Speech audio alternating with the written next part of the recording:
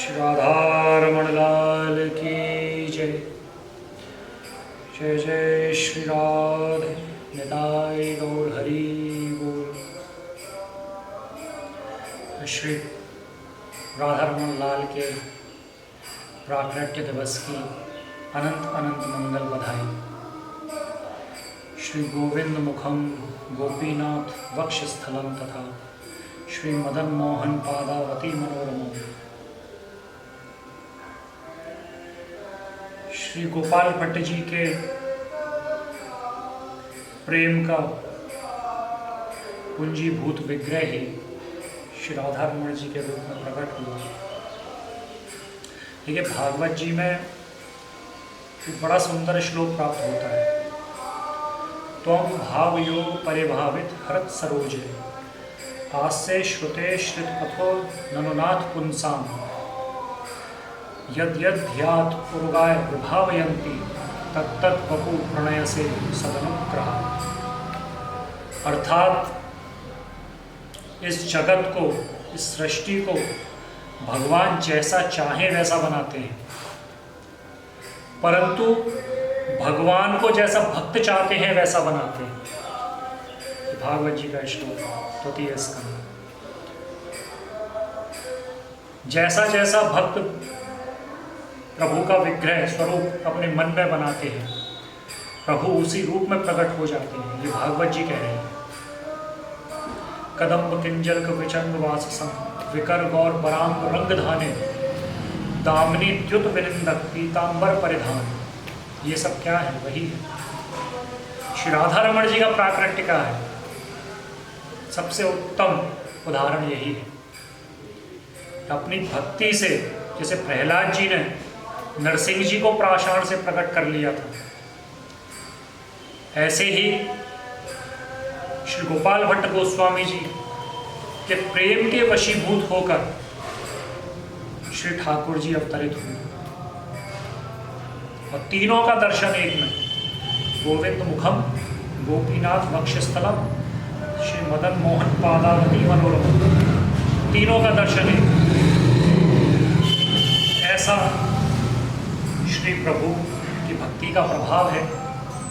कलयुग में भी साक्षात प्रत्यक्ष श्री राधारमण जी का दर्शन है।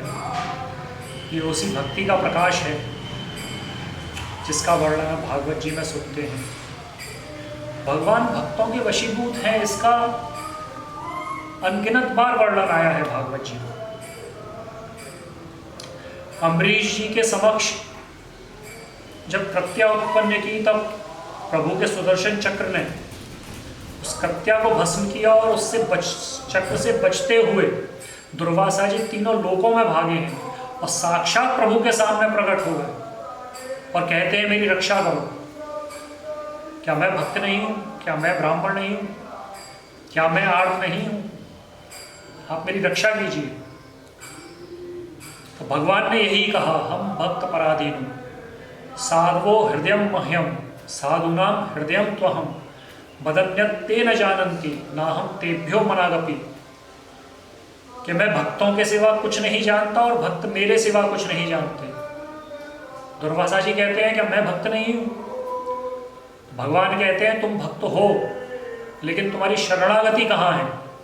तुमने कृत्या उत्पन्न की, अम्बरीश जी कहीं भागे, परंतु चक्र उत्पन्न हुआ, तुम तीनों लोकों में भागते कर रहे हैं। तुम्हारी शरणागति कहाँ है? तुम्हें मुझ पर विश्वास कहाँ है? तो यही हमारे कलयुग की सबसे बड़ा ज्वलंत उदाहरण भक्ति का और इस श्लोक का, त्वं भावयोग परिभावित हत सरोजे, श्री राधारमण जी के रूप में विराजित है। इससे सुंदर उदाहरण और कोई नहीं हो सकता। ठाकुर जी के विषय में कहा जाता है, सर्वत्र हैं, सर्वस्वरूप हैं। प्रहलाद जी ने भी यही कहा और बहुत सी ऐसी बातें हैं जो ठाकुर जी का सर्वत्र होना प्रकाशित करता है। ठाकुर जी ने परीक्षित की गर्भ में रक्षा की, तो क्या ठाकुर जी कहीं और से आए थे? नहीं, ठाकुर जी वहीं थे। ठाकुर जी ने कहीं बाहर से गर्भ में प्रवेश नहीं किया। माया यवनिका के हटते ही ठाकुर जी प्रकट हो गए। उसी प्रकार भागवत जी में भी श्लोकों में आता है, कर्ण श्री कृष्ण कर्णामृत में भी प्राप्त होता है, अंगना मंगना मंतरा माधवो माधवम माधवन चांतरेणांगना।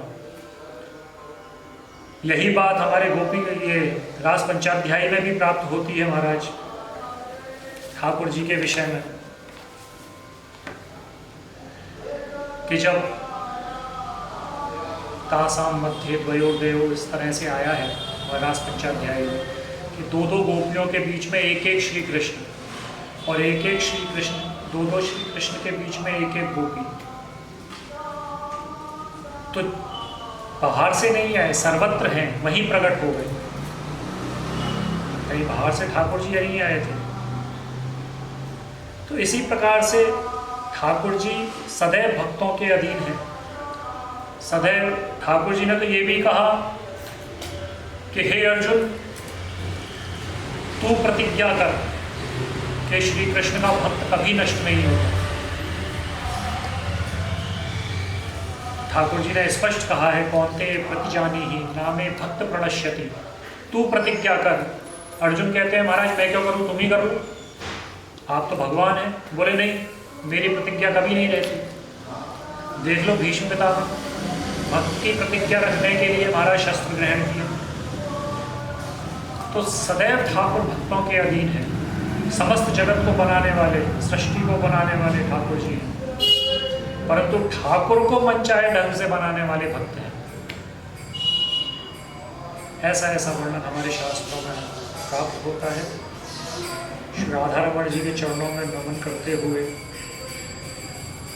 श्री गोपाल भट्ट जी के चरणों में नमन करते हुए इस मंगल दिवस की अनंत अनंत बधाइयाँ आपको देते हैं। जय जय श्री राम।